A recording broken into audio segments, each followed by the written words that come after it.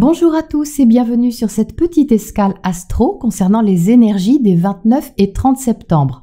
C'est le dernier quart de lune et donc c'est une invitation à intégrer ce qui a été soulevé en nous depuis la nouvelle lune du 7 septembre et a pu culminer sur la pleine lune du 20.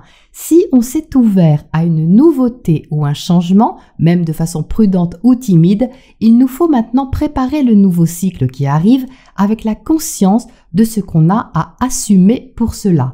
L'invitation est d'intégrer ce qu'il y a à ouvrir en soi pour maintenant aller vers l'autre, quel que soit cet autre, d'une façon non idéalisée ou dépendante, mais plutôt équilibrée. La lune est en Cancer sur ce dernier virage et elle y est chez elle. C'est le signe où notre humeur est douce, où on prend soin de notre confort émotionnel entre tendresse et attention. On a envie de rester dans une bulle de coton à rêver ou profiter de ce qui représente pour nous le bien-être, en soi, chez soi. Mais la lune est en carré au soleil en Balance, donc en aspect de tension. La Balance et le Cancer sont deux signes doux. Ils n'aiment le conflit ni l'un ni l'autre. Alors qu'est-ce que cet aspect de défi entre les deux peut bien vouloir nous montrer ? Et bien qu'on avait peut-être envie de rester bien tranquille dans notre bulle, notre zone de confort et de protection, alors que le soleil nous invite à échanger, à être en relation d'une manière qui peut nous inciter au compromis, à l'adaptation ou à l'harmonisation de quelque chose.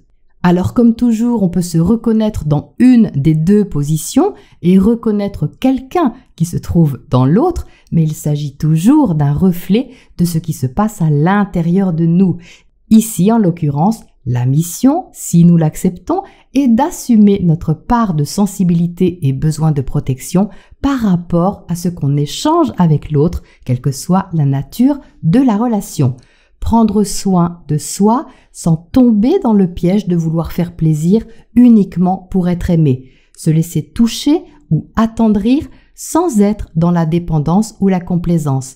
Prendre la responsabilité de reconnaître ce qui nous nourrit vraiment sans attendre que l'autre comble nos besoins.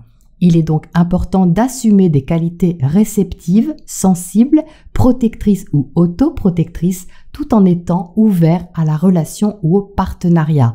Car c'est ce dont il va être question sur le prochain cycle lunaire. Rester libre et indépendant dans la relation. La petite scène que va subtilement nous proposer l'univers est composée d'énergies intéressantes pour appuyer sur l'importance de ce qu'on a à intégrer. On a tout d'abord un trigone de Vénus à Neptune. Donc ça, c'est doux et fort à la fois. C'est ce qu'on investit sentimentalement, financièrement, dans un rêve, un idéal, relationnel, affectif ou créatif. On achète un billet, par exemple, en cachette pour ce qu'on espère être le paradis.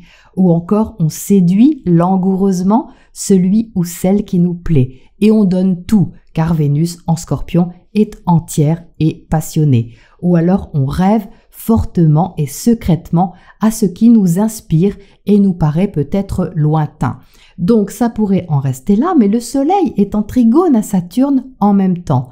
Alors Saturne est toujours rétrograde, donc les nouvelles fondations n'ont pas fini de sécher en quelque sorte, mais ça reste constructif. On pourrait résumer ces aspects par « tu en rêves ? Eh bien viens, on le fait ».